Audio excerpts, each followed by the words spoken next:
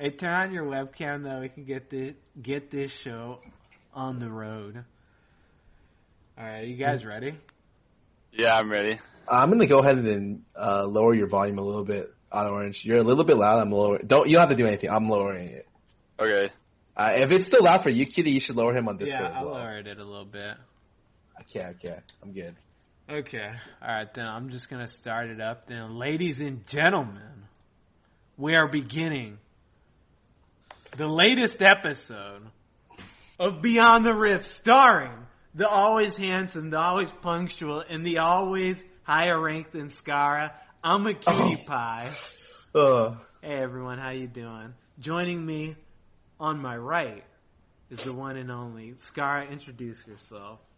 I am indeed lower elo than I'm a cutie pie, but my excuse is I want to be the boss right now. It's taking a lot of my brain power to go through that game because that game it's not very easy.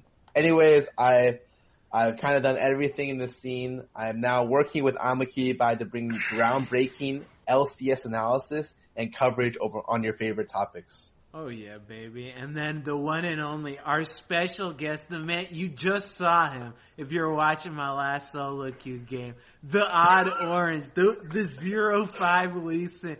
Give us baby. Yeah, give us a quick little introduction. Alright. I am Nathan TheOddOrange Ryan. I am jungling for Team Gates now in the Challenger Series, and I just recently got back in the league. Like, probably 5 months ago. I took like a season and a half off or so. You took a season and a half off? Yeah, I stopped playing the end of season 5 and just like the entire season 6 till the very end. Wait, what the hell? I thought Yeah, I thought it gets you too, but I guess not. What the hell? I mean, I played like maybe twice a month for like a good year. So like. Oh, okay. Wow, damn, I didn't even realize you took a fucking break from League. What the hell? Huh. Yeah, man. Hey, well, glad to have you back, man. But before we get into the topics, we're gonna, a quick little shout out to Discord. Amazing voice communications. These guys, they go above and beyond, ladies and gentlemen. They go above and beyond. And let me tell you something, man. These Sennheisers are such a fucking joke. Why do I keep wearing this shit? Oh yeah, it's because they're fucking trash. I want them to break, dude. Because I got the bloody peripheral, the bloody headset. Bloody gear is what I'm rocking all day, every day, ladies and gentlemen. And if you want some, you can get some. Shout outs to those guys. Love them, man. But let's get into the topics. Are you guys ready? I'm ready. Oh, I'm ready, baby. All right, then. Let's begin it. Topic number 1. North America was once a region that prided itself on strong ADCs, but now jungle is the highly talented role, especially after last week's LCS. What happened? Wait. So what are you telling me? Are you telling me that Contracts, Acadian, Inori, those guys are better than Keith McBrief, Alltech? Wait, Nathan. I want to know what Nathan's laughing about. Nathan, what's so funny, buddy? I mean, what Keith do you mean? Turned into a memer, dude. Yeah, he's been memeing too hard. Yeah, I feel like, dude, when people talk, Keith McBrief hit rank 1 in Korean solo queue ladder. That was like the second coming of Faker for North America, and then I don't know what happened, man. Yeah, everyone's JKing about him now. Yeah, he was supposed to be the best. Well, it's just the jungle meta right now. Like, that's like the meme where the meme 80 carry in 2017 comes from. Yeah, because like, there's not much you can do. It's like utility 80 carries. Yeah, jungle meta is fucking stupid. Like, I don't know if like this is like that good of a representation, because like, when you got Kazakhs and shit running around, like, it doesn't matter how good of a mechanic. It doesn't matter if you got a superstar fucking ADC. He's literally gonna Q you, and then a half second later Q you again, and you're dead, so. Wait, so you think it's just the meta right now? The 80s in North America are still better than the junglers? You got their back. No. I think, yeah, once the meta switches back to, like, carry-orientated 80 carries, you know, like Tristana, Kog'Maw, Vayne, Caitlyn, like auto attack, like not relying on their ult, like you'll see like the teams with good AD carries and LCS like really pop off. But I don't know when they're gonna. They have to nerf like Kha'Zix, Rengar, Everything. Nerf and then the they have to jungle. nerf like everything. Wait, did the jungle nerf actually go through this patch? It Yeah, didn't, right? No, it did. Wait, so I can't give you a leashless pull now? Or You can, but you can on bot side, but if you do it top side, like your top lane is gonna miss minions. Yeah. Oh, what the hell? Huh. Yeah, I don't know, man. I think that if the meta changes, yeah, obviously like ADs are gonna become more impactful and you're gonna need, but I don't know if like I could compare like the ADCs now. One sec, my dog's popping up. Yeah, you know how it goes. One sec. Sky, take over. I don't know. I think even if in an AD carry meta, maybe it's true that like the talent AD carry is better than jungle, but I don't see it. I think right now junglers, jungle strength is really high, but I think that also the junglers are just playing better. Like I think we've had. Well, yeah, I think Acadian's like.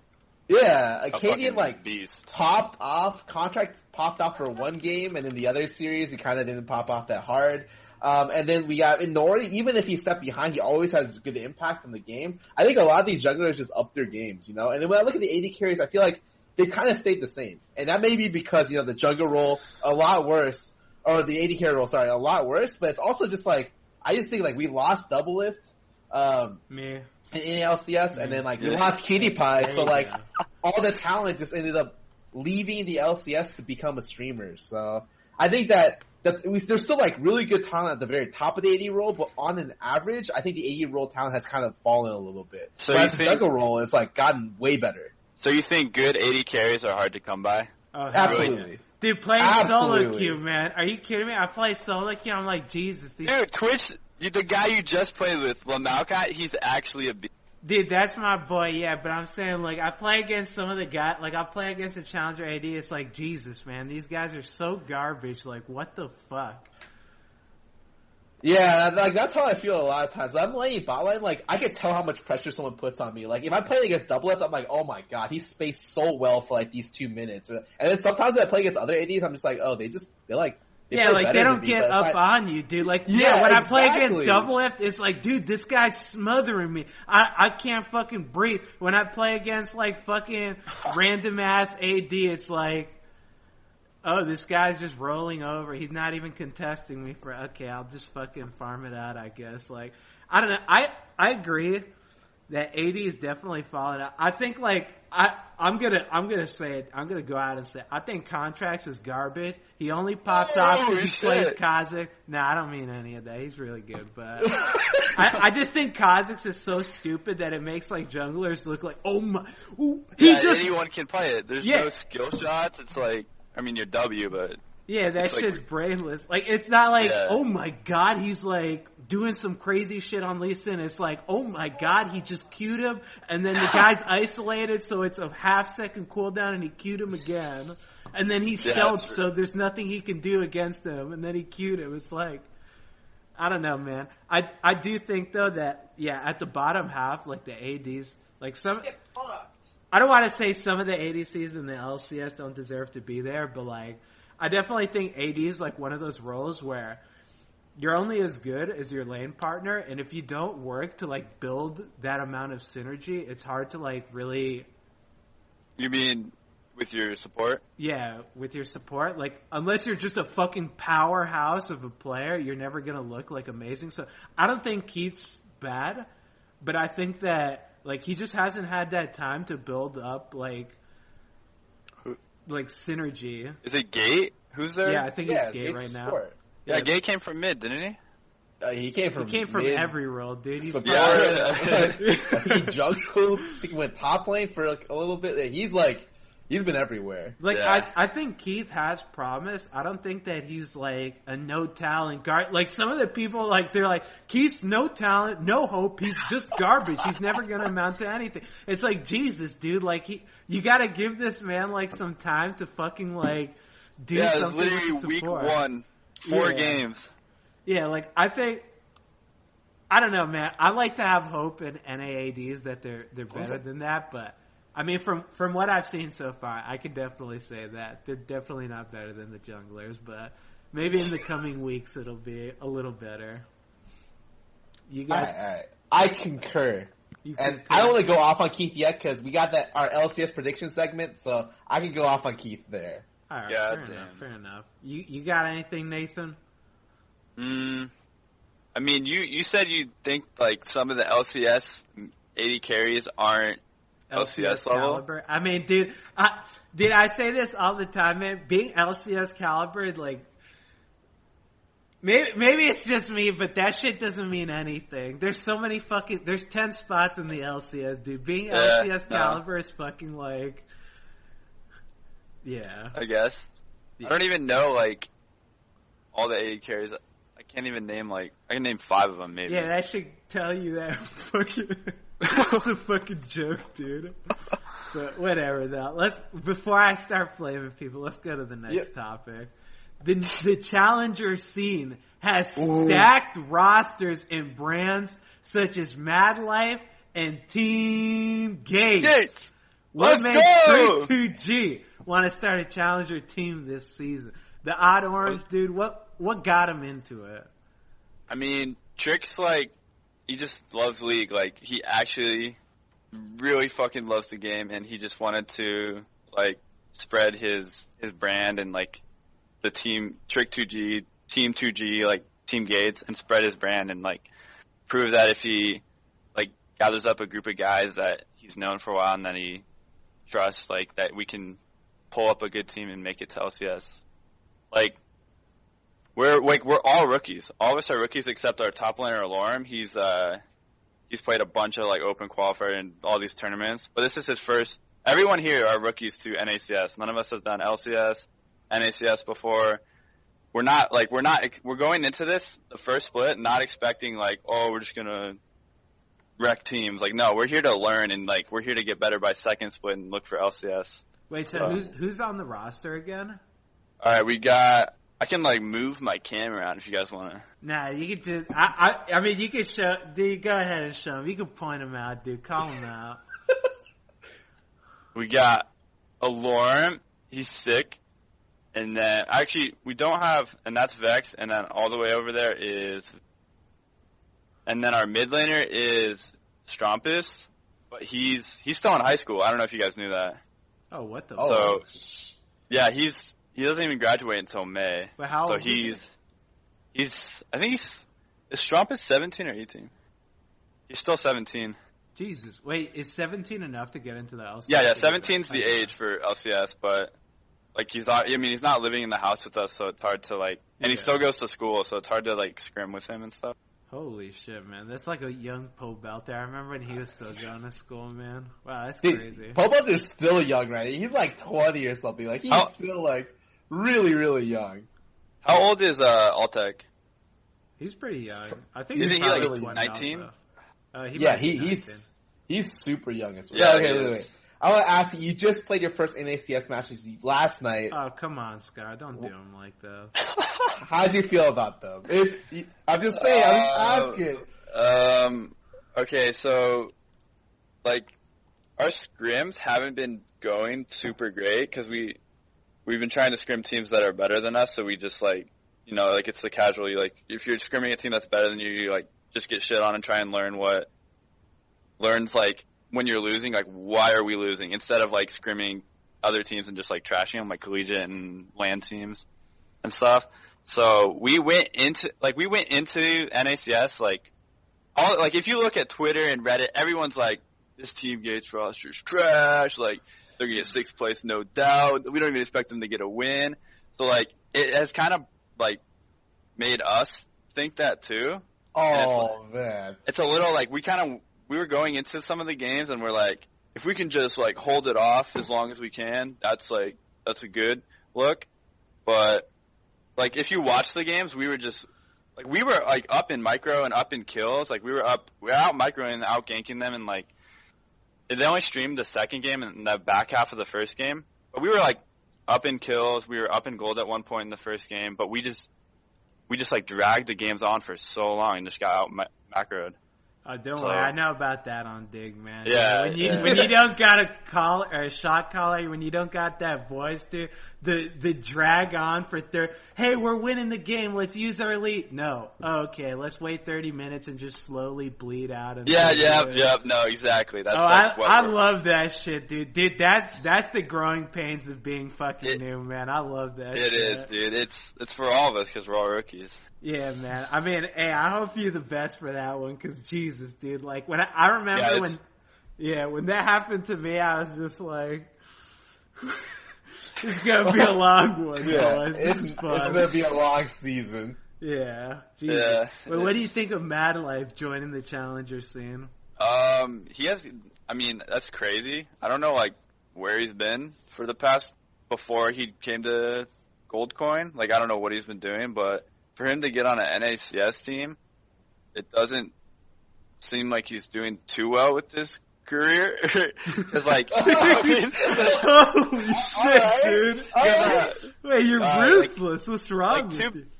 Goldcoin, I mean, if you watch the games, they went 1-1 versus big gods. Like, everyone expected Goldcoin. Like, you hear the roster, like Santornix, Mad Life, Solo, and I don't know their AD carry, but Rikara. And they just, like, everyone's like, wow, this team, like, they're like, they could be a top LCS team. Like, they're not even going to drop games in NACS. And, like, honestly, from what it looks like from the first week, it's like, it seems like any team can just realistically be the number one team. And, like, cause every team tied except for Team Gates went 0-2, and then Delta Fox went 2-0 because they versed us. But every other team went 1-1, and like everyone expected E United to just 2-0 these teams, like Tempo Storm, and then Goldcoin to 2-0 Big Gods. But I mean, Mad Life's not here yet, so can't say too much. Like, the whole team synergy is not there yet because he's still in Korea. So you still got hope then? You still got hope you guys are going to sweep it all? Oh, I still got hope. That's what I like to hear from Nathan, dude. That's my It'd be nice to make top 4, because then you go to the Riot Studio and play playoffs. Oh, yeah. Yeah. I mean, hey, I'm going to give you my butt. You're going to get top 4, dude. You're going to do it. That's a promise? That's a promise, dude. You're getting top 4 or else. I promise you at least top 6. Oh, thanks, Scar. Hey, that's a great No promise. problem, too, dude. Scott. That's a thing that some LCS teams would beg for, but I'm just saying you got it. Hell yeah. Alright, let's go on then. Ever since the lane swap meta, ranged carry supports Mal, Zyra have become most powerful picks. What should be changed to let there be more support diversity? I mean, I feel like for this, like, the thing is, I get asked this question all the time. The reason is, like, so you pretty much always have a carry in the jungler, and then you have usually a tank top lane, a carry middle. Like, you need utility somewhere, and you need damage somewhere. So that's bot lane. So where are you going to get damage from? You're not getting it from AD, because that role's a fucking joke. So just put him on utility, like, just have him be CC trains, and then you just put the support on, like, full day. It sounds, like, weird that it's a role reversal, but, like, there's no... It is, yeah, it's so weird. Misfortune, fucking... Yeah, there's, like, no ADs that scrap well early. So, I mean, Jhin can scrap well early, but everything plays so defensive that you need something to really get it started and, like, bring damage to early fights. So you just need a support that can kill stuff because... Yeah, it's gonna be pretty painful if you don't have anything to kill champions. So Malzahar, Zyra, they just solo. Yeah, the support role is kind of, it's literally like Malzahar, Zyra, MF. They're just like on a tier above all the other supports. They do so much damage. Yeah, they're so stupid to gank too. Like, if you gank them, they're just gonna kill your ass. It's just you can't 3v2 that. Like, you have to literally bring your team or you'll lose 3v2. Yeah, like if go Scar. I was curious. As the AD, do you like it when those supports are meta, or would you prefer like the more like Janna, Soraka, like? I mean, I prefer Janna. So Janna and Soraka, I always say, like, they're force multiplier. When AD's shit, you're not multiplying anything. Like, it's just AD is 0, so you get 0. Like, They don't give you anything. Like I always used to say, like, give me Janet. I want Janet. I gotta have Janet. I want a support that doesn't do anything but puts a shield on me. Now it's like, okay, I need a support that actually can win my lane for me because I'm useless and I can't do anything. So, yeah, I prefer when it's more AD focused instead of support focused, but. I mean, it's just how the meta goes. Like, it always ends up like this, where it's AD's useless, support's better, support's useless, AD's better. Like, I don't know. I don't mind it. I mean, with the lethality changes, I think it'll definitely help out like champions that built Youmu's earlier. So maybe something will change. I doubt it, but I just think that you need utility, and AD's just such a better role for utility than support. But it's so weird how that works. It's like backwards. Yeah, but the thing is like, because if you play, like, if you want to play Braum or Thresh, like, against Zyra or Malzahar. Just get shit up. Yeah, good fucking luck with that. Like, dude, I'll tell anyone in the chat right now, if you're a Thresh man and you're like, God, why do I always lose versus Malzahar? That champion is like, he will kill your ass. He's gonna block every hook you throw with a Void Link too. And it's just like, it's such a joke. It's so stupid, but... I mean, yeah. In my opinion, I think it would help if they just lowered the first tower goal. Like, we talked about this for so long. Like, it's 600 right now. If it goes to, like, even 400, like 250, that would mean so much. Because it means, like, when they do the rotation in the mid lane, like, who cares if they're playing, like, these squishy, like, really squishy AP casters. Like, if you're a mid game and you see a Zyra and you're playing, like, LeBlanc mid or something, you can, like, one-hit her if she comes mid. But like, if she comes mid and she has like an extra 300 gold, or like the AD has an extra 600 gold, and you're getting hit way harder than you should, like, I think that's the problem. Like, I would love to see. I guess I don't care about the first tower. I want to not care about the first tower as much. But right now, I literally decide, okay, did we win? My question is, did we win early game? And the answer is always like, did we get first tower? And there should be. Oh no, I agree on that like 100%. What if? Hear this out. What if they made it so... Okay, actually, this is a little retarded. I'm going to say it anyways. Just say it. Just go for it, dude. That's all you. What if you made, like, like, each team gets a first tower, like, them getting their own first turret gives them bonus... You know, I'm trying to think about it. I just thought of this right now. That's actually... I don't think that's that bad. If you keep it at the same value, then it's not a big deal, because it's still... I feel like it shouldn't be... I feel like that's not a bad idea, but I feel like... you should get a reduced amount if you didn't. Yeah, a little bit reduced. Yeah, but I don't think you should get an even amount. That's actually not a bad idea. But like, because literally first turret right now going to like a soul gold to a Caitlyn or something is just it's so bad. Like, they get so far. It's like 600 bonus. It's like 2 kills. Yeah, it's pretty hard to come back from. That's actually one of the best ideas I've heard. Like, yeah, so if you get like 650 for like the first one, but only get like 400 for the second one, that'd be pretty good. I like the idea. Yeah, it's like you don't like just straight up lose the game because you lost first turret, like, or lose like the whole early game because you lost first turret. Yeah, I could definitely see that being good too, because the thing is, like, yeah, once you get the first tower, you just rotate out and take all the towers. You don't care if they get bottom tower, but obviously you don't want them to take it. So, like, if they rotate out and you end up taking the bottom tower, you kind of somewhat, like, equalize the leads. Yeah, I agree. Yeah, I could definitely see that. But you think that, wait, Sky, you think that range carry supports are only meta right now or you think part of it, why they're meta, is the first tower gold being it's because laning matters so much, right? Like, so much. The reason why Mouse is good is because he's good in lane. Like, he's also, he's great outside of lane too. But, I mean, Zyra's a good example of a champion that's great in lane, but like, if you ever play mid Zyra before, the reason why the champ sucks is like, if I get 2 items, right? And laning phase is over, literally everything one hits me. Rengar one hits me. Kha'Zix one hits me. Hecarim, I've gotten one hit by Hecarim so many times playing Zyra. And like, there's not really much counterplay unless I'm running Exhaust. If I'm running Exhaust, it's like, how do I team fight being like one of the slowest champions? Yeah, but that's why you go Callista, like TSM did. Wait, what are you laughing at, Scott? No, nothing. No, that's. Now, I mean, I could definitely. The thing is, I feel like even without first tower gold, you'd still want to be able to win your lane. Like you still want to be able to just smash your lane. And what does that? Yeah, but you know, some of the lanes you play with like get better at like level 6, you know? But like right now, you can't even wait till 6. If you wait till you get strong at 6 with like the double power spike, your tower is already at 20%. And the jungler just dives you and you lose. But I think if it gets delayed a little bit where, you know, maybe first tower doesn't matter as much, or like they give back a little bit of the armor onto towers, then the laning phase stalls out a little bit longer. Like in competitive, it's not as big of a deal, I think, because the first tower breaks on average at 14 minutes.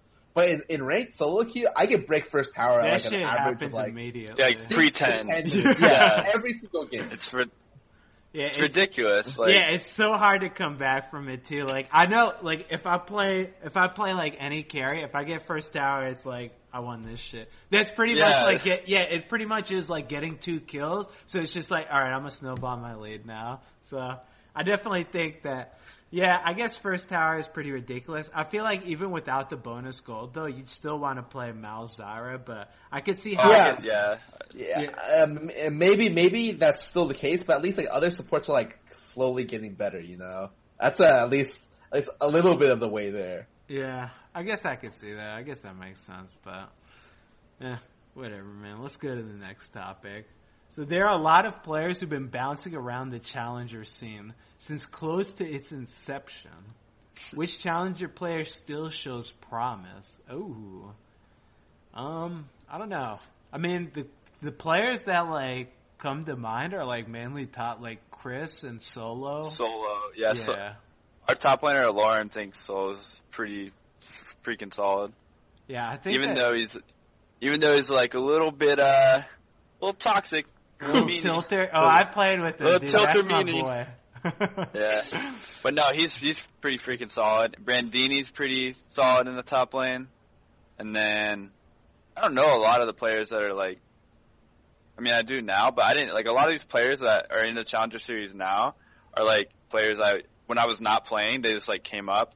You know, like you got like Wiggly and Sentinel for jungle, and then. Oh, dude, what about Grigne? That's my boy right there. Yeah, Grig's a beast. Actually, when I stopped playing League, this was back in Season 4, we both tried out for Team Liquid Academy. This was like, the people in this tryouts were like ridiculously stacked. There was Keith, there was Smoothie. Okay, that's about it. And me and Grig. Wow. And then Grig beat me. He beat me for that spot, and that was right after right after that, I was like, you know, I'm just gonna take a break from League. I'm gonna focus. Like he beat you so hard, you almost retired, dude. Honestly, he beat me pretty bad. But no, I just struggled versus him yesterday. I thought I did pretty well. Game 1, I did really good versus him, but Game 2 was shaky. Grig's one of the top jungle talents. He's like a contract. He's a young I don't know if he's still in high school too. He's 17. Wow, he's been around forever, actually. Yeah, he's been since... Yeah. Wow. Yeah, I remember him from, like, Season 3 or something. Yeah, like, Season 3, 4 is when he started climbing huge. Yeah, wow. Yeah, Last season, he was a beast. For, like, Challenger scene, I don't actually know who's been in the scene for, like, that long. It's mainly just, like, Solo and, Chris. But... Where... Are you sure about... What team is Chris on? I thought he was, didn't he join a new team or no? I actually don't think he's on the team right now. He's not in the Challenger Series. Oh, no. Really? Wow. Maybe he's like a sub? Dude, he was like the booster for Challenger Series. Damn. Yeah, he would just like play carries top and just destroy everybody. Wait, so Scar, who you made this question? Who are the Challenger scene veterans to you? I mean, I think of Solo as someone who's been around a long time. I think, but like the thing is like I really like Grigne. I think I remember Grigne back when he was like the TSM substitute player. Oh, like, that was like. Yeah, that was way back. Was so long ago. He was like around 16. Yeah, he's been around for so long, and now he's like trying to make it to go pro. And I think he's actually pretty good. Like I think of innate talent, and I'm like, he's probably one of the best ones in Challenger at the moment. And then I'm not quite sure about the other people. I actually like Alarum a lot, but I'm biased because I've just followed him for a long time. What about the TheOddOrange? Yeah, what about me, man? I think he's okay. He's passable, you know. He's like a mini Grigney. Probably like a second. A mini Grigney? He's fucking younger than me. Come on. The second coming of Keith McBrief in the jungle. How about that? Okay, I'll take that. That's a good one. I'll take that one. I won't take it. Dude, you're fucking toxic, man. I don't like that. Yeah, dude. How you gonna? I'm not toxic. I'm the coolest, man. I'm not. I could have flamed so hard last game. Fucking. You should have flamed hard last game, man. That last game was. Whew, that was a disgusting one, man. Yeah. I went 2-9, so. Yeah, it happens, man. It happens when you're up against me. The top challenger scene fucking talent right here, baby. All right, though. Let's go on then. We're gonna go on. We're gonna start off. Nathan, you watch NALCS? Yeah. Nathan, this one's going straight to you then. Let's hear it. We're doing a couple of predictions. So I want to know, what do you think of Fly versus CLG this upcoming week? The overperformers versus the underperformers. I mean, to be honest, before Fly, when I saw that roster, old C9, you got Balls, High, Lemon Nation, I'm garbage. I'm like, these guys they're still playing the game. Not too much flame, but I was like, man, these guys are. I thought High quit 3 times, and he's still. But then I saw High play Corky, which is kind of like a high APM champ, versus Golden Glue's Azir, and he literally 1v5'd the game, and I was like. I saw his farm too. He's 270 farm at 26 minutes. I was like, I didn't know High still had this in him. So I think, and then Moon. I think Moon is a beast. Moon can pull out these cheesy pocket picks that no one else plays, and pop off on them. I think. What are they? FlyQuest? FlyQuest. I think they're gonna be a top 4 team. Top 4. Yeah. Top 4 team. 4. Yeah. High shot calling too. His micro play is still super good. So you think they're gonna beat CLG? Yeah, I think they'll beat CLG until CLG brings back Zion Spartan. Okay. Scar, what do you think? Okay, I think if High wins his lane, FlyQuest has it easy. Because when if you shot call and if you're the main shot caller and you shot call with the lead, you can control the pace of the game really easily. That's just how it's always been. It's harder to shot call when you're behind. That's when the real shot calling talent stands out. I think High got really fortunate where in the last week he played against fairly weak mid laners relative to the rest of the pool. And for some reason, I think High always has Golden Glue's number. In the challenger scene, High destroyed this guy. And then back in the LCS, High just destroyed him again. I was like, what the hell? High, so. You don't think he's got Huhi's number? I think Hui's been the best player on CLG so far. He's the best Katarina in LCS so far, which is I don't even know if I like to say that, but he's actually their best player. He's by far. It's not even close. So. What Stick say? I think he'd be second. And then, okay. But actually Hui's playing the best of anyone on CLG. I don't think he's gonna get that easy of a time against Hui. And so, part of me wants to say that, CLG's got it. But at the moment, Afro just did that interview where he's we're still trying out because the new meta is a little bit awkward for us where it sticks on the engage utility supports. And Afro can't play initiation. He has to play mages that he doesn't he's never played Miles before and he's got to learn how to do that. And, Darshan has to solo engage. So, I think FlyQuest will probably win here, but it'll be a closer series than any of the ones they've had before. So if you think... Yeah. Okay, if you think FlyQuest will win here, where do you think Fly and Spring Split? I think they'll probably be 5 or 6. Okay, middle of the pack. On a high level. I think the highest level is 5 or 6. Wait, so you think they're going to beat CLG? They're going to be 5 and 6. What do you think CLG is going to be? You really think somewhere? They'll be top 6 for sure. I think they'll definitely bounce back. Yeah, I mean, the thing is, CLG. I feel like they should just be playing that much better. Like they didn't make any changes to their roster, and they're the only roster that remained the same, right? Yeah, no, this is their third split together, dude. I feel you, man. I'm the same way. I think CLG should be playing way better, and that's why, like, I give this to FlyQuest. Usually I'd be like, dude, CLG's got it, but I just feel like CLG is just gonna pick it up later on. Like, there's no way that they're just gonna. Yeah, I don't know. I just can't. You guys both give it to FlyQuest to win. I don't know. Maybe I'm just not sold on him yet, dude. But I think FlyQuest will be good now and then get not much better later on. However, I think CLG is like bad now and get better as the season progresses. It's week 2. I'll give it to FlyQuest. If this was like week 6, I'd be like, it's CLG's. I have to give it to CLG. I don't think I could give it to FlyQuest. Like, I think CLG, yeah, they're lacking in a lot of departments at the moment, but I'm pretty sure that they just needed the like wake up call of like the first week to be like, oh my, what the hell are we doing, guys? Like, what's going on? Like, we're fucking CLG. We've been playing this shit together forever. Like, I don't think the meta changing like just butchers their team that badly. No, I don't think so either. But they just didn't really play that well. Like they did not inspire confidence in me the first week. Yeah. I mean, they beat Team Envy, so.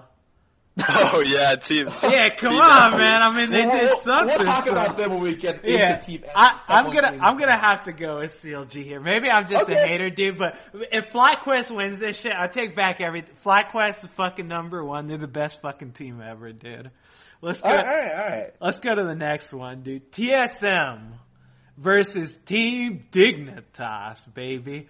Who do you guys think? Dude, TSM, man, Wild Turtle busted out that Kalista. I was like, dude, when I saw the picks bans, I was like, oh, they took Ashe first, right? And they banned Varus Jhin, or did they take? Yeah, so you're like, he's gonna pick Caitlyn here, right? Just sucks he can't play utility. Yeah, I was like, oh, he's just gonna try to like win the lane. That's pretty good then. I mean, go for it, dude. He busts out the Kalista, brings out the Essence Reaver Death Stance. I was like, wow. I have never seen this build before in my life. That is interesting. I didn't watch that game. Did they win? No.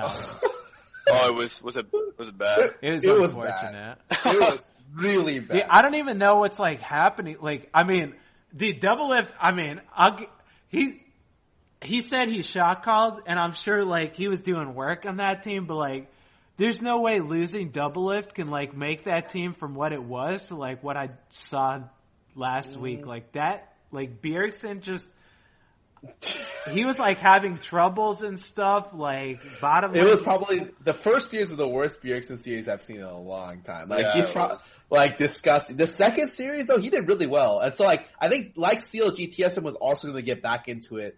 Do I think that they would pop off this week? Dig's been looking really good. I don't know. I think Dig's pretty stacked. Yeah, no, it's just like Dig's late game is god-awful. Like, I would give this to TSM easily because of that, but TSM has been playing so bad. Like this is the first year where I'm like, you know what, they could be a top 4 team, possibly. And I never said that before. So I want to give this to Dig, just because I like Someday a lot. I like Dig. I like their roster. It's looking good. Yeah. How does qualifying or what is like getting top 3 spot in summer split do for like Worlds and stuff? It's points. It's pretty big. Yes. Yeah, it's actually pretty big. Okay. If you get like first and then you get like 4th, I think as long as the first place in the second season didn't get like first or third, you like automatically qualify with the most points. If you have and then all the gauntlet ranking is based on how many points you have. Yeah, getting first is like huge. I mean, for this match, I think I'd give it to Dig too. Like, I mean, I was going into it a bit skeptical, but they definitely like. I mean, Lod didn't do as badly as I thought. He was like doing pretty well. So like, that was where I thought that they were gonna just crumble, and they didn't look bad. So I'll give it to, like, compared to TSM looked fucking terrible. Like, some of the shit that was going on in those games were just like, man, Bjerg, like, what's going on with you, dude? And Turtle, I don't know about some of these plays, man. So, Nathan, what do you think about TSM versus Dig? I only watched their first set, which was the one where they just shit the bed, like fucking Bjerg got wrecked by Jensen's Fizz and stuff. Who does Dig have? They have Chaser, Someday, Logic Special, Keen. I mean, it's clear, like, yeah, I agree with Amacupi that their bot lane seems a little shaky with Lod and X Special. I don't think X Special has been, I mean, I didn't watch him in LCS, but every time I've seen him in Soul. Oh yeah, dude. I know what you mean with that one. Not last 6 months-ish, he's sort of kind of ints and he sort of kind of flames people, and I'm like, how are you? I feel you on that a little bit, but I feel you on that one. Now, okay. I think with Dig too, like, Keen definitely surprised. Like, he played a lot fucking better than I thought he would. Oh yeah, like, I wasn't too sold on Keen, but like, holy shit, Keen actually was like one of their best players on the team. I was really impressed. Yeah, I thought like when I think of Keen, I'm like Urgot, like, playing stupid shit. Yeah, Jarvan mid, like, he has to counter pick this random mid pick to be good, but then he actually, like, busted out TF and did really well. And honestly, like, I give so, like, every time I look at Someday, the way he plays out team fights as like a tank, as a frontline, I get so jealous. I'm just like, if I play backline with this guy as my frontline every game, how do you lose games? Like, this guy's just so good. Like, some of the times I look at a team fight and I'm just like, he did it perfectly. Like, even with hindsight, I would go back and maybe fix like one small thing, but he did it so well. And then I watch like other people play tanks. I'm just like, wow, they have no idea what they're doing. Like, they don't pressure at all. Like, they're just not playing well. Yeah, I'm definitely gonna have to give it to Dig on this one. Like, unless TSM just surprises me, losing Double Lift looked like it did something more than just like shot calling wise or some shit. So I gotta give it to Dig. Skara? I got Dig. Nathan? I'll just go with Dig because you guys went with Dig, but I mean, that's what I don't really have much to say about it. Like, I guess if Bjergsen does really well, they'll win. Like, if he plays like Syndra, he can, like, they'll win the game. If he plays a really good like Syndra game or like not Katarina. If he doesn't play Katarina either. Wait, I could say that too. If King goes, Syndra, okay. I think he can. Okay, yeah, you can say that, but I mean, okay. I know what you mean. Okay, yeah, Bjergsen. Yeah, like, I don't know how to answer it. Yeah, no, like, I got you. If Bjergsen, I think it's dependent on Bjergsen. I'll say that. It really is. Bjergsen's like that entire team right now. Yeah, so, like, if he doesn't fucking win, that shit's done. So this is like when did Bjerg come to TSM? Season 4? It's been a while. It was like, I know what you mean. It was like the summer split of like 2015 or something. Yeah, remember? He was literally 1v5. Yeah, he was TSM. Like, it was just Bjergsen.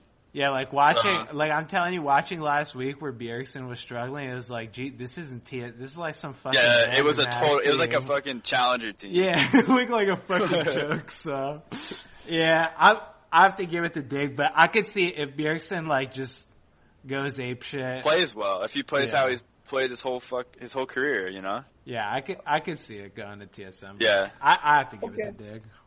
Okay. All right, let's move on then. IMT versus C9. Will C9 even drop a game? Dude, they played 2 sets. Come on, Sky. Will they drop a game? Oh, that. Don't worry about it, dude. I'm just curious. You think they're not going to 2-0 this series? Versus IMT. I think they're probably going to 2-0. I don't know, man. I mean, I love Dude, I love my boy Pobelter. He's a fucking great guy, but IMT, I don't know, man. What was that game? Ole played Morgana versus what? Versus who? He played Morg the entire second series. 2 to 3 games. So I don't remember. it versus Echo Fox? I think it was versus TSM. I just remember he fucking destroyed someone. I think it was Turtle. Yeah. I was just like, how do you lose that? Like, they had like, it was like Karma and some other lane bully versus like Morgana and some garbage shit. And they just got absolutely pummeled into the ground. I was like, what the hell is going on in this game? I remember that. I was so because it was the only time Caitlyn was picked in the LCS. They went like Caitlyn Morgana or like Varus Morgana or something into like the opposite matchup, and then they got solo killed in lane. I was just like, what the heck? Wait, which team got solo killed?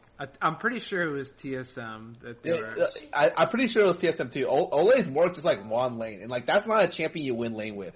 That's a champion you like pick outside the lane and like snowball with it. Who is Ole? He is a Korean player who used to play in Taiwan, I think. And then he was like one of the best supports in Taiwan. He's like, he can speak 4 different languages, and the Immortals just scouted him because they were just like, this guy is good. I don't know too much about him. I've heard he's very good, but he just got into with the team the last week. I don't know. Immortals one of those teams like Echo Fox, like that just look terrible late game shot calling wise. And so I think they had a couple of days with Ole. I'm hoping they can bring it back this week or in the future. At the moment, though, C9 looks too good. Like C9 looks like the best team in the region. And I think the only way they drop games is if Reaper's like, you know what, Ray, you could play some games today because I want to be nice. But if it's with Impact, I think they 2-0 this. Yeah, I think they're gonna 2-0 it too. I mean, I was like impressed with IMT's bottom lane. Yeah, it was Caitlyn Morgana versus Varus Karma. Turtle shouldn't lose that lane, but he was just like I don't know if Ole just has like fucking like magnetic binds or some shit and just heat seeking, always finding his targets. But like I was very impressed with his Morgana. I don't know if he can do that on any other support because he played only Morgana and Malzahar, I think, last week. So that's all I've seen from him. But yeah, that team.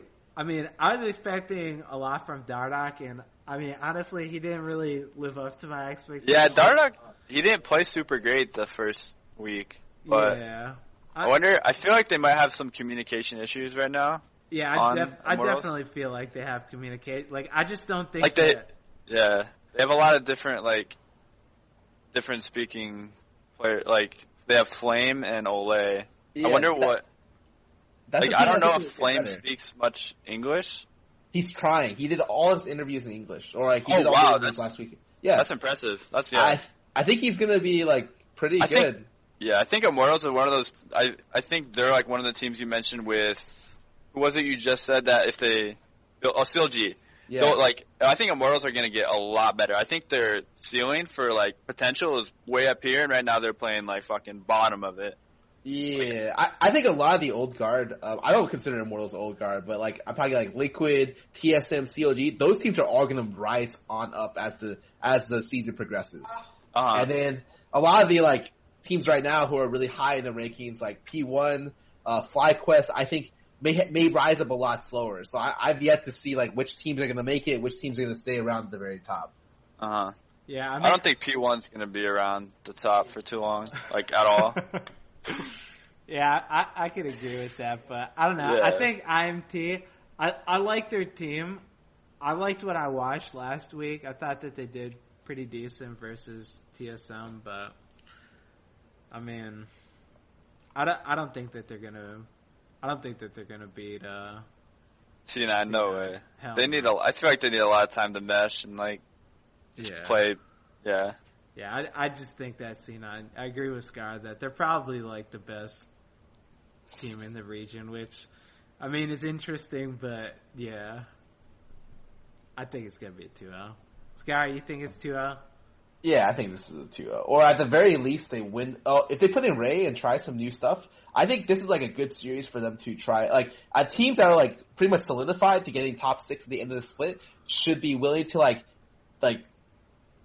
I don't know about not even just play their subs, but like play games to like try to learn as much as they can. If they want to experiment, they want to play like random stuff like, oh, dude, Jensen wants to play like whip out like I don't know, some random pick he hasn't played in a long time. I mean, he already whipped out the Fizz. Yeah, yeah. I don't know what else like they're really smart, like overlapping the Fizz with the Shen to make sure that that you like can't get countered by it. exactly. Like I think it's really really smart of what they do with this it gen is. pick.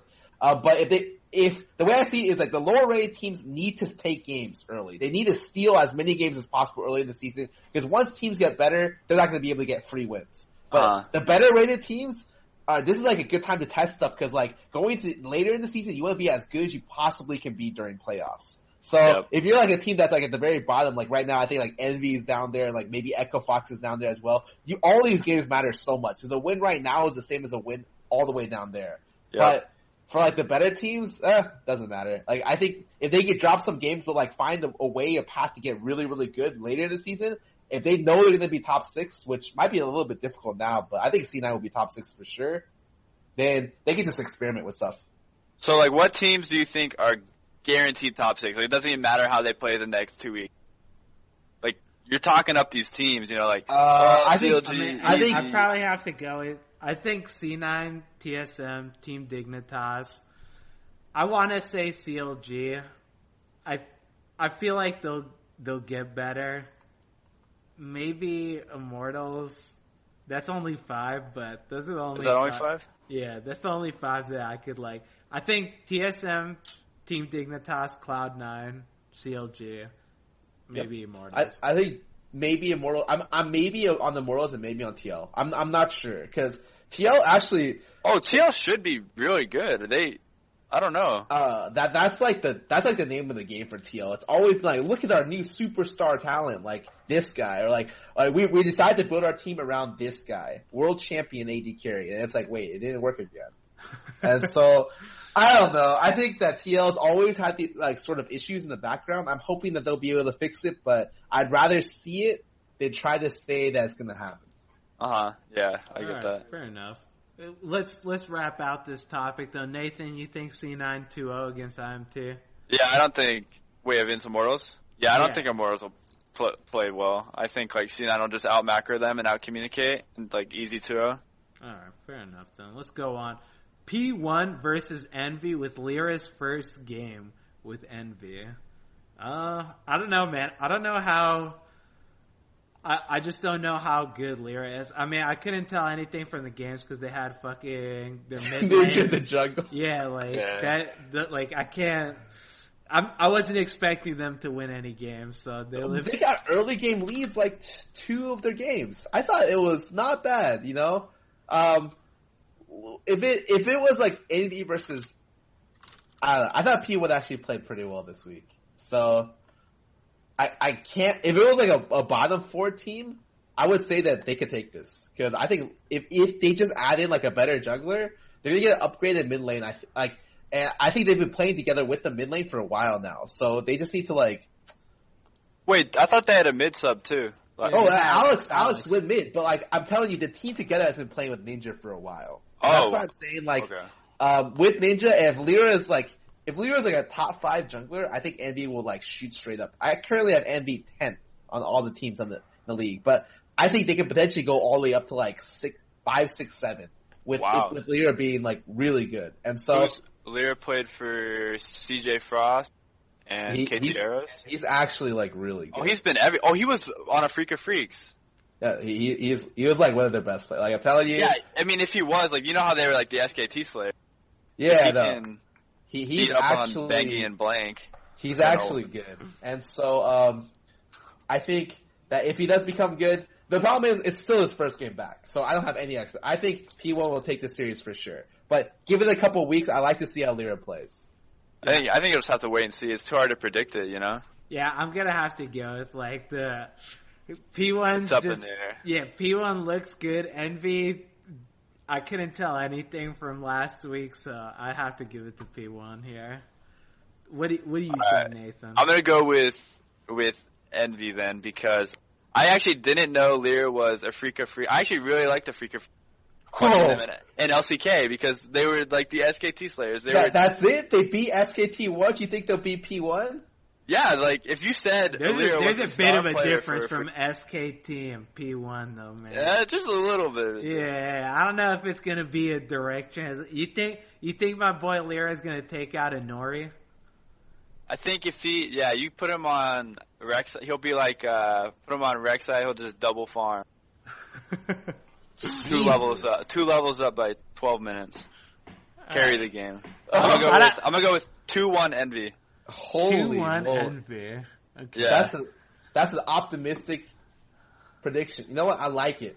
Yeah, I can respect that, having a guess that shakes it up a little bit, but Yeah. I'm gonna have to go 3-1 too. So. Same. Yeah. Oh wow. Okay. I'm going next topic. TSM versus Team Liquid. Which old guard comes out on top? Scar, who do you think's They winning both this? play bad. I mean, They both play so bad. The thing is, I actually think it's weird because Bjergsen's gone on record saying the person that challenges him scrims the most is Golden Glue. So I think this is one of the matchups where Golden Glue actually has a good matchup. Whereas I feel like High has Golden Glue's number. Golden Glue kind of has does really well into Bjerg, which is really strange because I think that Bjerg is the best mid in region. It's not top 2 with Jensen, but it's just some people just read other people better, I guess. And so I think that if he can match up, TL has a really good chance because Lolo has been playing like a monster. Lolo has a 15 KDA right now, and the second place has 10. He has Lolo's legit the best player on TL by a mile. And so Rainover's been looking like garbage, and so it's really weird to evaluate this game because it's they both played bad first week. And I have not many positives to say about either region. I think though. But what do you think of the bot lane matchup? Piglet Matt versus Turtle Bio? Piglet won a terrible matchup against COG. He played Twitch, and he goes even CS against a Varus or a Jhin and I was wow, he's playing great. And then he does the opposite where he picks Kalista Thresh and then just ends. He down CS and then he dives the tier 2 tower and they lose the game straight up. So Piglet's always been a guy who I just think is he's very interesting. He's a very polarizing player. I know he's good. Everyone talks up his mechanics, but it's his mechanics aren't everything. You gotta be able to work in the way your team works in every game. They're just lucky that Lolo's been playing so well. But if the fact that Piglet and Rainover have been playing so badly, I think if Rainover won't play as badly as last week, for sure. I think that was a rare situation. I think he's extremely good. If Golden Glue matches up to Bjergsen, if it's even or slightly under even, I think TL could take this series. But aside from that, I don't think unless Piglet just smashes bot lane with Matt, I think TSM wins this series. Actually, you think TSM wins it? You like Lorla or you like Hanser over Lorla? I think Lorla is way better than. But I think if you just ban Fiora and maybe Camille from Lorla, put him on a tank match up top, I think Hanser plays the tank matchups better. And I think Lorla's tank play has been really good. The problem is, I don't care what tank plays better top lane, to be honest. I think it only matters based on the bot lane, the jungle, and the mid. The mid especially, because if Bjerg can't get going, then I don't think they have a chance. Because I don't think Sven's been playing super well. I expect Rainover to play better than last week. I think, if Golden Glue can also play better than last week and match Bjerg, TL has a really good chance of taking it. If he can't, they depend on Rainover and Piglet to carry. And I don't like those odds. So even though, I'm on the default of I think Bjergsen's better than Golden Glue mid, and I think that Sven will also play slightly better than he did last week. And if bot lane goes even, which is likely that they go even, TSM can just win the series. Okay. Even if Lorlo does really well. So you think it's going to be a 2-0 TSM or? We're probably pretty close, but so probably a 2-1. But I still think TSM wins this. But it's very hard to predict. I'm going with TSM. I think I'll have to go with 2-1 Liquid. Honestly. Oh wow. I would when I look at the bot lane, I'd much rather have Piglet. Piglet's kind of. He's rolling the dice, man. Sometimes, like you said, sometimes you get the Piglet and it's world champion Piglet, wow, this guy is a monster. And sometimes you get what's this guy, what the hell is he doing right here? He's just dying and doing stupid shit. So, I mean, I think if the world champion Piglet shows up, I love Wild Turtle. I think Piglet's a far better AD. How often does the world champion Piglet show up though? Yeah, So far, I think 1 in 4 games. Yeah, I mean it's not that often, but then again, I'd rather have. Yeah, I think that Lorlo's better top than Hanser. I think that Reignover versus Svenskeren. I don't know what the fuck happened. I don't know what happened to Reignover. Yeah, I don't know what happened to him, but like Reignover looks like some of the junglers I get solo queue. Literally, Kha'Zix is 0-6 by like 8 minutes. I'm like, holy shit! Or like, he plays too aggressive. He's too he's greedy with like stealing camps and stuff. Yeah, I don't even think that's it. I think legitimately he's just playing bad. Yeah, I think he's just playing bad. Like I remember the Reignover that I used to watch like last night. I was like, my god, this guy's just so much above everyone else, and now it's like. Man, where's it? Might be the jungle changes. Like last season, it was so easy camps because remember like when they changed the jungle, it was from 90-second or I don't remember how long the camps would take to respawn, but they upped it by like 30 seconds and then like changed the whole EXP. Like Reignover was a lot better at invading and stealing like tons of camps, but now you can't do that because like the jungle clear is so set and it takes so long for camps to respawn. I don't know. It's like the jungle playstyle is a lot different from this season to last. Definitely. Yeah, that makes sense. I don't know. I mean, I'll take Svenskeren in the jungle, and then the mid lane matchup. Like, if the Bjerg from last week shows up, I think Team Liquid wins that shit. But if like the Bjerg that we know's there shows up.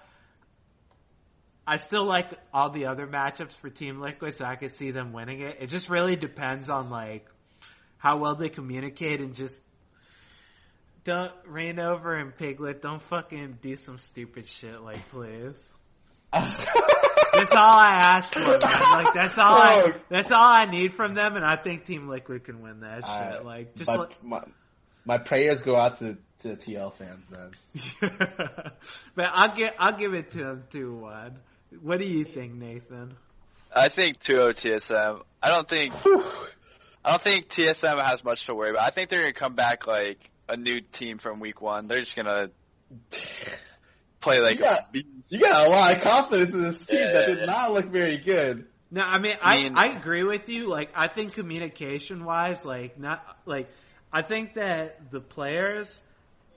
I kind of like them better on Team Liquid, honestly. But, like, communication and, like, all that kind of stuff-wise, I think TSM should be able to win this fucking game. But, yeah, realistically, like, TSM probably came into this, like, split with, like, not a ton of, like, they weren't, like practicing super hard. And after they, like, had that terrible performance week 1, like, and they see all the stuff on Reddit and Twitter, and people are just, like, destroying them. I think they're going to practice really freaking hard.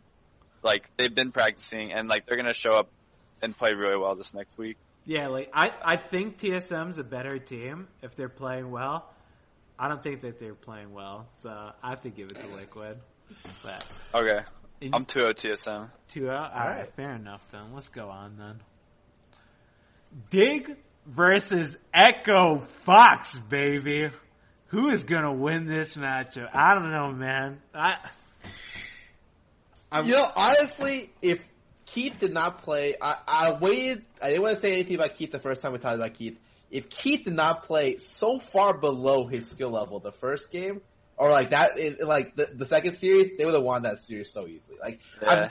I've never seen a guy literally lose the game for his team that bad. Like, Keith did not play well, and that's like an understatement.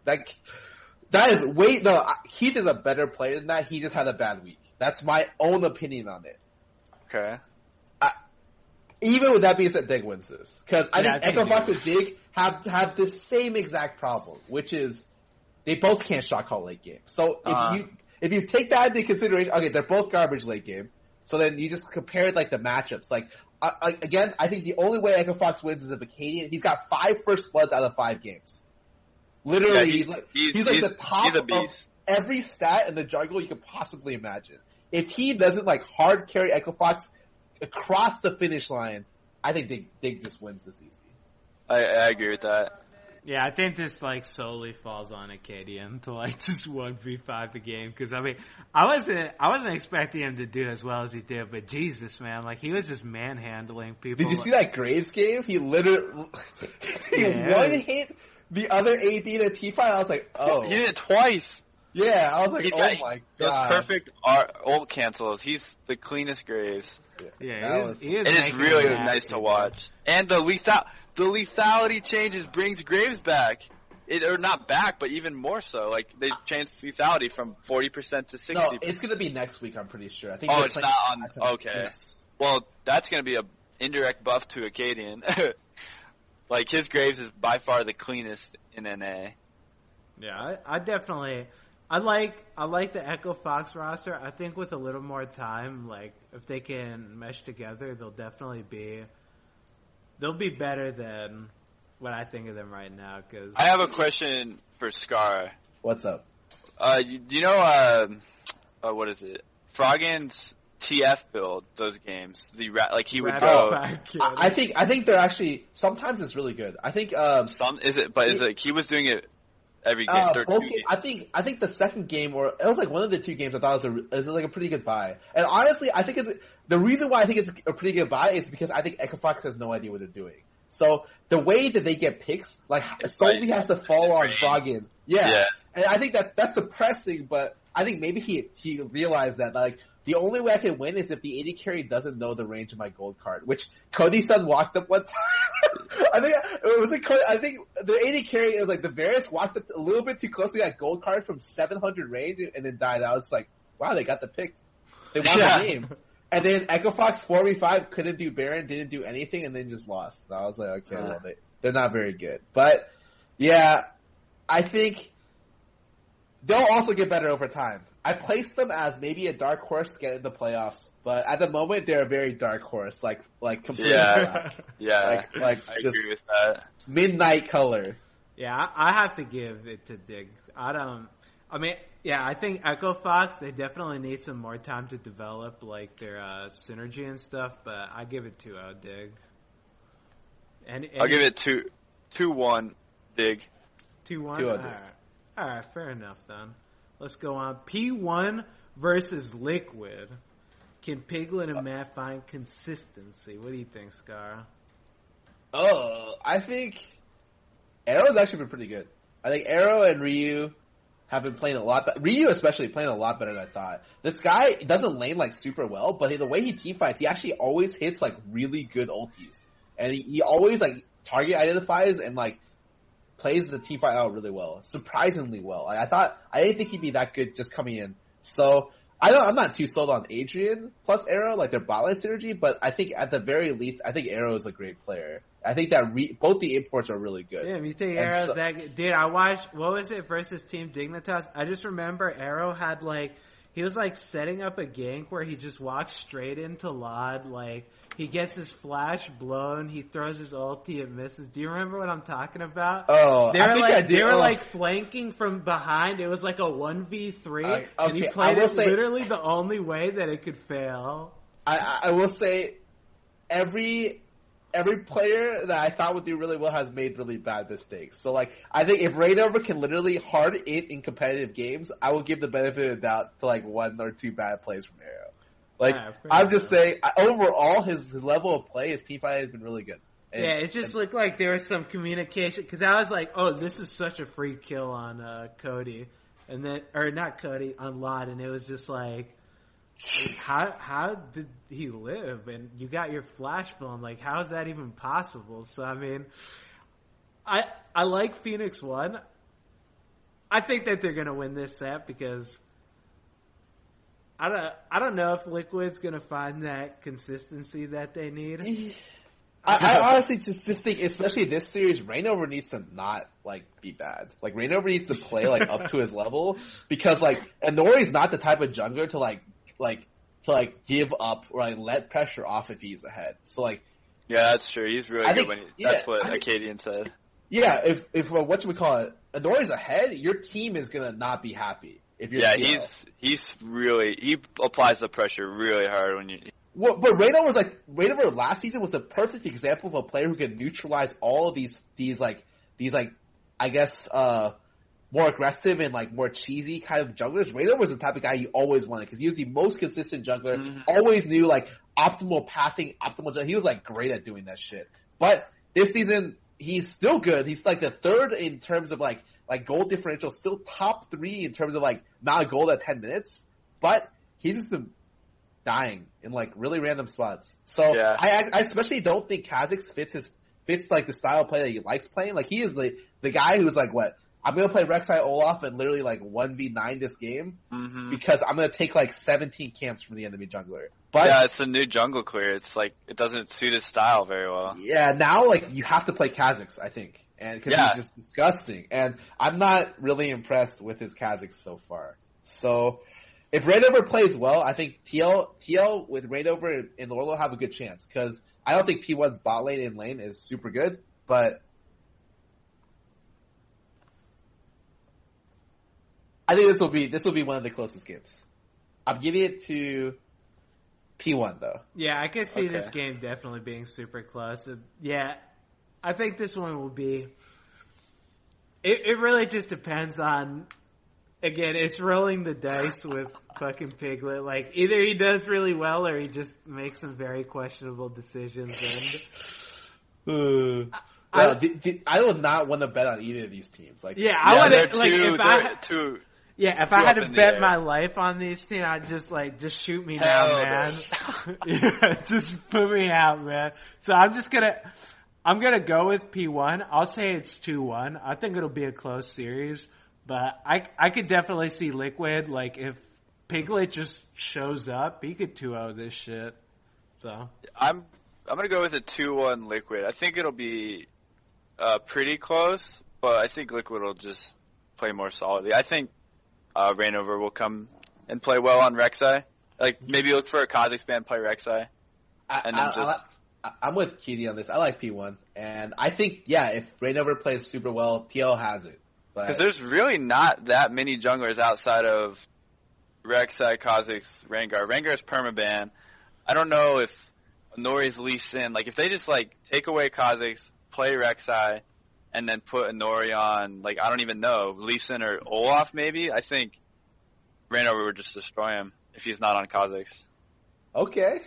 Yeah, if they focus the bans on Honori, I could definitely see that going. I really hope they don't give over, like, a first pick Kha'Zix to Honori or Rengar.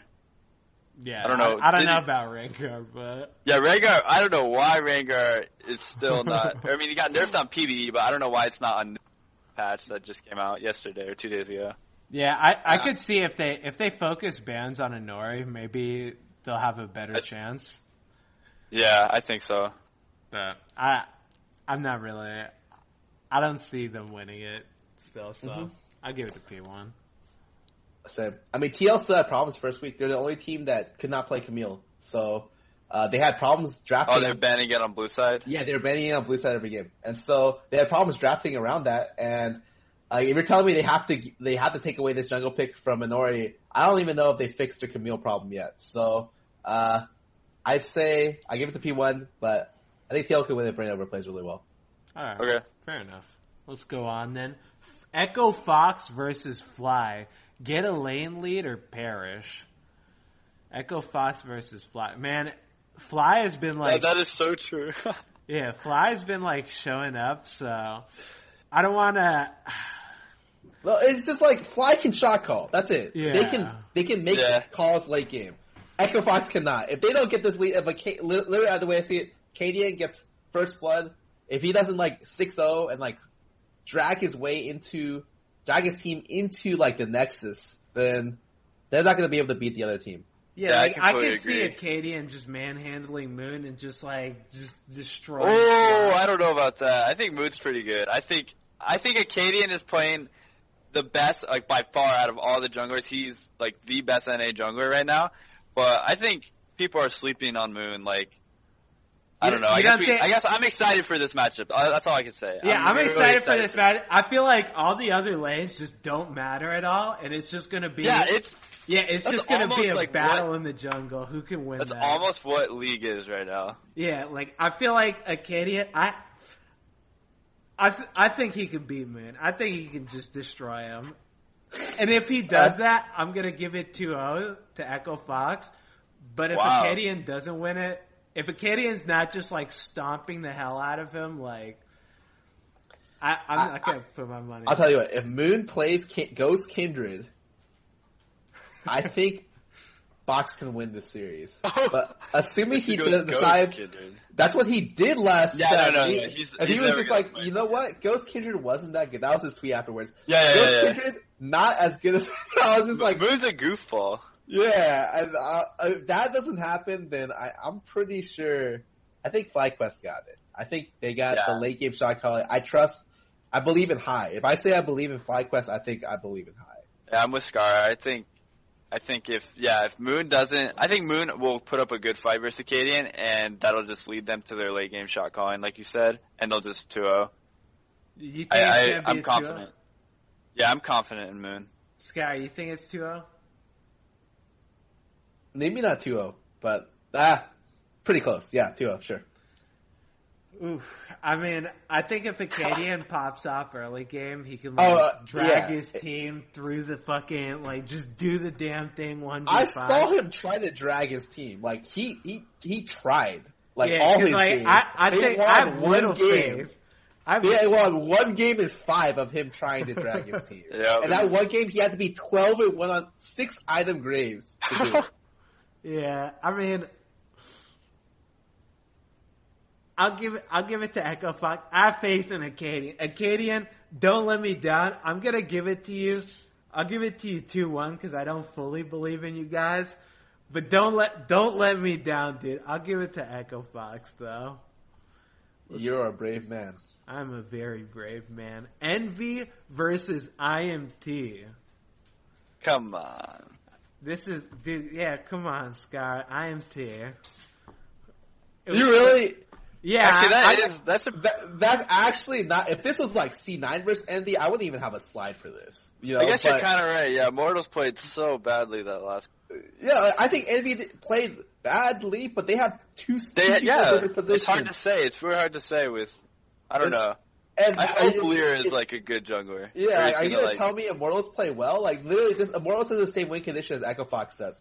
They answer around Baron for 5 minutes. When they realize they can't bait it because they don't know how, they start Baron and they hope it doesn't get stolen, and it does. So then they lose. That's literally what happens.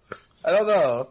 Yeah, I mean, at least Envy does stuff. They do stuff and it fails a lot, but they do stuff. I like their proactive play. Immortals, I don't know. Hard to say. I just think that maybe it is going to be closer, but I think that the bot lane matchup, I'll definitely give it to, I have to give it to IMT. I think Cody, Sun, and Ole are better than Apollo and Hakuho. Is that crazy? I think that they're going to do really well bottom lane, right? Okay. And then I think for the top lane matchup, Seraph versus Flame. I think Flame's gonna do really well. Is that hard? Is that crazy? No. Okay, so that I'll just let me know where I'm losing you here. So the mid lane matchup, Pobelter versus Ninja. I could see it being. I think Pobelter's better, but I could see it being even. What if the thing that, the unknown is, what Lyra brings to Envy, if Lyra is just an absolute madman, and he's just, telling everyone what to do, and they just become, I could maybe see it, but I think individually, I like IMT's team better. Shot calling wise, I feel like IMT should have better ability to shot call.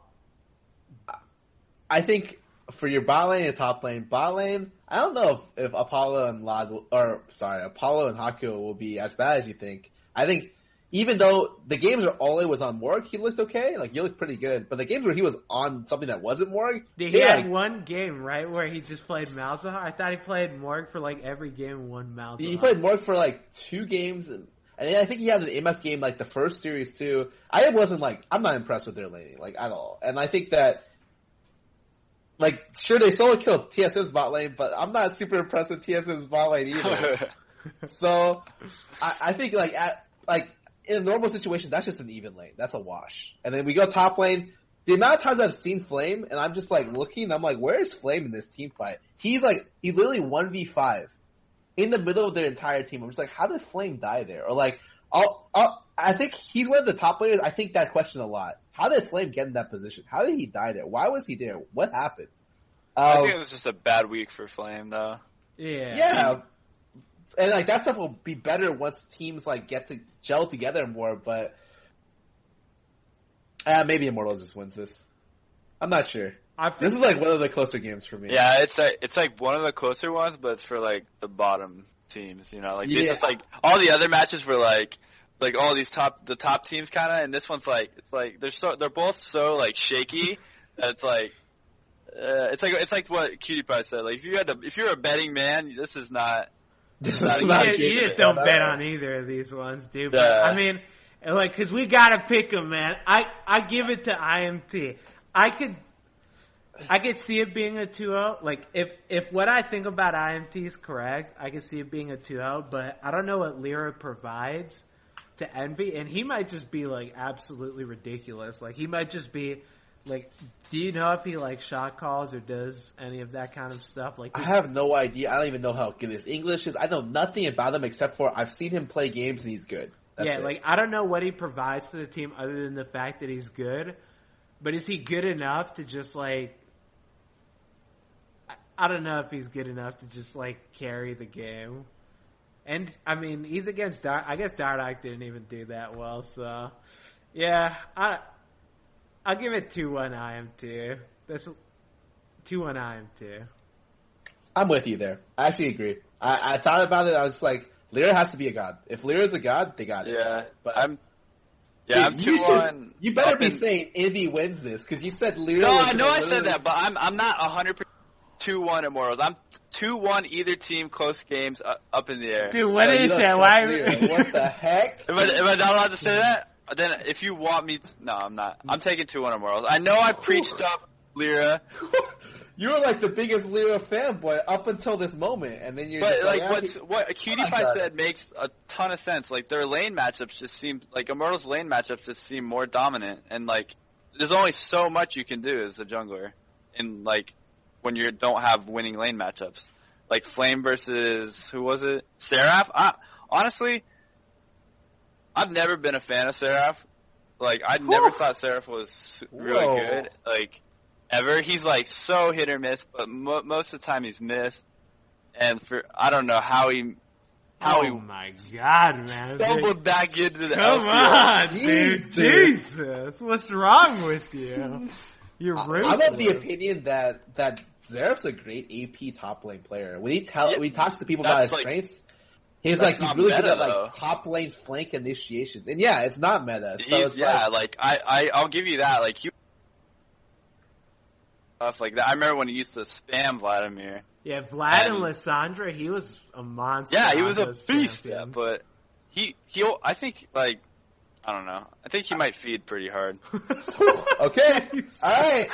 We're gonna all go with Immortals then. We got it. All right, fair enough. Sam's gonna feed. Got it. All right, let's go. C9 versus CLG. Oh, baby. This is a game right here. God. I want to say that C9's just going to 2-0 CLG, but in my heart, dude. Happen, isn't it? Yeah, in my heart, dude, I know CLG is like a better team. Or not a better team than C9. I don't think that they're a better team, but I know that they're better than just getting 2-0'd. And maybe they'll, like, reclaim their past glory and, like, realize what they need to do to actually win games instead of just disappointing everyone. I always think CLG, you never count them out and you never count them in. Yeah. So even in the worst matchup, doesn't matter. They're against Envy. They're missing 3 of their players and it's 3 subs. You never say CLG will 2-0 that series. And on the reverse, if they're against the best team in the league and they look like complete garbage, you never say CLG's going to just go 0-2. So that's ballsy. I think in this situation they at least walk away with 1 game. I don't Maybe it's because I've been a COG fan for a long time. Yeah. And that tells me that I don't want to root for them here. I think they're gonna go 1-2. They're gonna 1-2 C9. There's a chance they 2-1. I think C9 looks too good right now. Yeah, I'm 2-0 C9. I think Jensen just I think Jensen's the best mid laner in NA right now.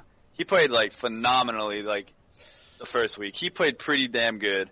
Oh yeah, the Echo literally solo won them the game. Yeah, and Contracts played like a beast too. And then you've got I don't know how good a Smithy is right now. He's kind of an old timer. He's been around a while. The only thing that stops me from saying the 2-0 C9 just straight destroys them is that CLG has been the same, what you guys have been saying. They've been the same roster for 3 splits, which is very helpful in macro play and just team synergy. But I think Jensen Contracts are just gonna outperform Hui and Xmithy by a decent amount. And that'll just win them the game. I feel like CLG is one of those teams where there's strategy, communication. That's what they excel at. So yeah, I agree. If they're not into it, if they're not feeling it, dude, I could 2-0 C9. I could definitely see that shit. But if they've performed internationally. They've beaten teams where there was there's no way in hell they're gonna beat anyone. They're just garbage. They're a team where it's just when they're flipped on and they're communicating well, they're playing well off of each other. It's this looks like Jesus. This is a well-oiled machine. They look ridiculous. But when they're just when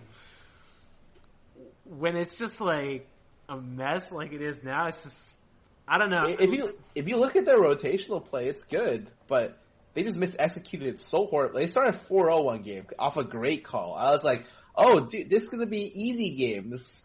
Cat solo killed the lane. They dove bot lane. It started 4-0. There's no way COG can ruin this lead. And then they go topside. Literally the most horrible execution I've seen of a rotation in a long time mid-game. Right now, it used to be that you would be worried about Huki's execution. He gets to a team fight almost at the right time, at the right place every time. But you don't know if he's going to execute the play out right. He might just flop and mess up. Now it's what is going on? All of COG is just in weird positions, dying in random spots. It just looks like they have a communication breakdown. Stixay will be just wandering. Everyone's just fucking everywhere. It's just dude, come on, get it together, man. I don't know if it'll be this week where they finally manage to bring it back and be okay, this is we're doing it now. We're gonna actually try now, but I don't think it's gonna be this week. So I give it. I want to say 2-0 C9 because I feel if CLG's playing well, if they're playing well enough where they can win one game, they'll win both. Yeah, but I don't think that they're playing well enough that they can even win one game. But I'll give it 2-0 C9. Yep, 2-1 C9. 2-0 C9. 2-0 C9. All right, dude. Yep. That's why my boy Nathan, man, I love this guy. Hey, man, last time we played solo queue together, and you were on my team. It was I don't know if we're boys after that one. Dude, we're boys, man. Dude, trust me. Let me tell you something right now. I flame everybody, dude, but it's a term of endearment, you know? I don't mean it in a bad way. I mean it in you didn't flame me. You flamed our D5 Vel'Koz. Dude, I flame everyone now. If I lose a game, the first thing I do, who do I flame? I just look for a target. I hit the tab key. Who's got the most deaths? All right, you're getting it, dude. You know how it goes, though. All right, brutal. Let's do the live Q&A, baby. You ever do a live question and answer? Nathan? I mean, no, not really. All right, well, you're going to do your first one, so let me give you a question. I need an answer, dude. So, all right, let's see it. My man, Delta, or Triangle wants to know, does the buff of lethality in 7.2 make ADC stronger or junglers? And are they about the same level they were in earlier patches? Oh, is Armor Pen the same? I don't know exactly how lethality works now. All I know is that It was got boosted 40 by 20%. Yeah, I think it's a buff to Lucian and Youmuu's Jhin. Because Jhin was still in the meta, but he wasn't played a whole ton. He was, but like I feel like you'd rush Essence Reaver every time. Now you can rush Youmuu's, and it's like better. Like if you get an early first blood in that lane, like it makes that serrated Dirk so much more valuable. And then for jungle, I just think it makes serrated Dirk items better. Like so on Kha'Zix, like also they buffed Edge of Night, which is they buffed the CD of using the spell or the active, and they gave like the lethality 60% now. So Edge of Night is like a legitimate item that you can build on Graves, Kha'Zix. I think it's a buff to Graves jungle because you can run Pen in your runes now. And I think it's a buff to Lucian and Jhin AD carry. Yeah, I think you might start seeing some Lucians coming back. I don't think you're gonna see Lucian, but I think that it definitely helps. Did you see Fabi play Lucian at NACS? Fabi was popping off Lucian. I didn't watch the NAC match. Did he just go crazy? He went 8. Well, I mean, he was versus Goldcoin and he was 8-1 in like 5 or something, but then he got caught. And then he lost the game. But whoops. Up until that, everyone was like, "Oh my god!" Well, maybe Lucian's not that bad. I don't know. I definitely see it helping out jungler. I mean, they didn't need help, but like Kha'Zix, anything that built lethality is just going to be that much more like. Yeah. You're going to see more Kha'Zix damage early game. Right on. You're going to love that, dude. All I'm saying is, like, if you've seen EU recently, the EU LCS, they've been starting longsword 3 pots now, and there's like I think that's rushing serrated Dirks. Yeah, I mean, I think that's the plan. I think that's really good on like MF and Jhin, and maybe like Jhin especially is like the AD that comes out on top with this change. Mm-hmm. But yeah, I think it just helps junglers out more. Like I just think, okay, who's gonna get Youmuu's? Like maybe the AD carry will get it faster, but like the junglers can also get it. Like, Graves. Oh god, Kha'Zix is gonna get like yeah. Can you imagine Kha'Zix picking up the poacher's Dirk and then getting it? Oh, that item needs. I don't. That item is garbage.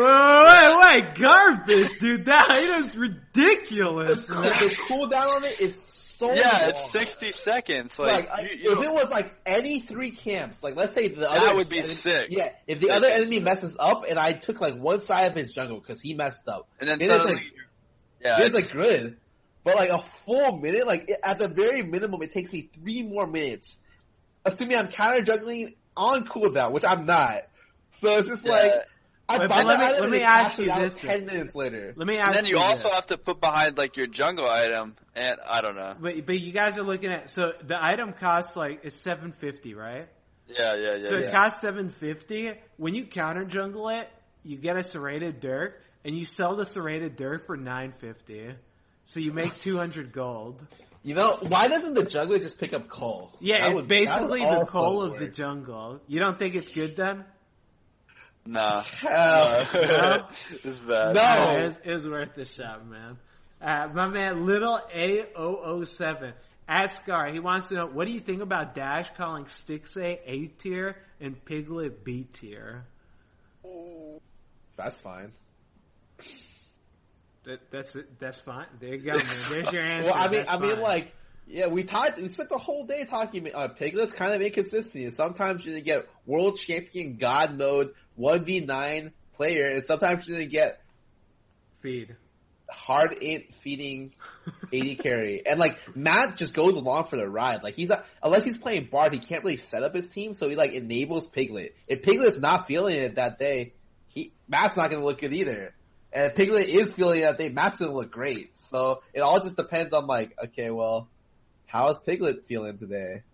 Pretty good? Alright, good luck. But then if he's not, then I was like the old Fabi. I mean, Fabi. Back when he was like, hit or miss. I think that's solo queue Fabi. It's like the 9-0 or the 09 Fabi. It used to be that way. Yeah. It's, ugh. I don't know. I think as a competitive player, you gotta strive for consistency, you know. And right now, I'm not feeling that from Piglet. Definitely agree. Ace311 what do you guys think about pro players doing organized 5v5s, which makes up a player from different teams instead of playing solo queue? I know they do this for other games like CS:GO. It would be too hard to get 2 people for each role. Do you mean like in-house? Yeah, I think Yeah. he's talking about in-houses. The thing is, people try to do in-houses before, but Riot discourages that because, I mean, if you have pro players doing in-houses, like, I mean, if you guys have ever watched, like, any of our streams, like, who do you play against? And so you get, like, a fucking D5 player, Platinum. Like, if you're just taking out professional players that can actually, like, better the solo queue experience, like, the more you take out, the less that... You're taking out like 100 of the 200 challenger players. Yeah. Like, Yeah. legitimately. So Riot, like, really, like, I remember it's tried to have been done before, but Riot, like, don't do that shit. Yeah, and then they okayed it later, but even now I feel like it's also too much of a hassle. Like, okay, what if you got 9 people? We gotta wait for another one. Like, it's like good in theory, but like one of the reasons why ranked is better is that the queue times are shorter. Sometimes you're gonna be waiting like 30 minutes. You gotta wait. Oh, I wait for all of our scrims to finish at the same time, and then like. Yeah. We got these guys can't go eat, like, or they're gonna go eat, and then we're gonna wait for them to eat, and then they're gonna come back and we're gonna play like 1 or 2 games, and then like these guys have to balance. Like, even though ranked is maybe not in a great spot, like at least it's convenient, I guess. Yeah. What do you think, TheOddOrange? I mean, I don't play on my main anymore. I play like a game every 2 days, just because games they feel so hit or miss. It's like.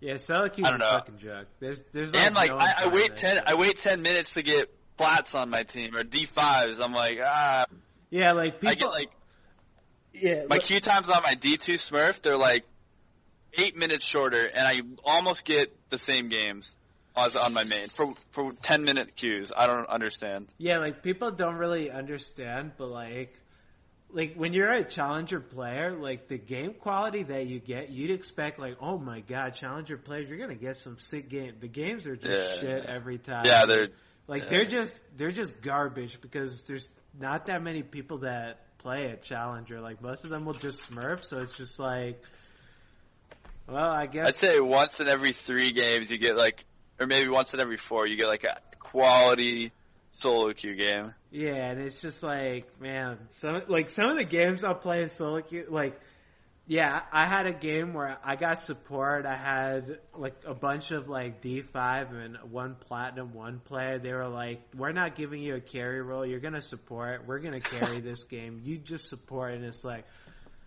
all right, dude. I mean, if you want me to. Everyone fed their ass off. It's just like, okay, I guess I'm just gonna lose this game. So, yeah, solo queue in-houses would be great, but if you took away professional players from solo queue, it would just be such a fucking joke. Like, I can't imagine how terrible it'd be without them playing it. But, yeah, I agree. Yeah, but anyways, I think that's the last topic, ladies and gentlemen. I think we're gonna conclude Beyond the Rift. So I want to thank my beautiful guest, Skara. If they want more of you, where can they find you? You can follow me on Twitter at Skara, and as well as you can find me on Twitch, where I will be streaming essentially every day of the week. I'll be streaming right after this, so just follow me at Twitch/Skara. My boy OddOrange. If they need more of you, Nathan, where can they find you? If you guys need more of the Leafs in God, you can follow my Twitter at TheOddOrange and my Twitch at twitch.tv/IOddOrange. And I usually stream after our night block for scrims, so around like 8 p.m. to 12 p.m. All right, and you guys know where to find me. I'm here all day, every day. Make sure you tune in next time to Beyond the Rift next week. But that's going to be it for today. So I hope you guys have a wonderful evening. And we'll see you guys next week. Bye. Bye, guys. Bye. Thanks for having me. No problem, dude. Bye-bye.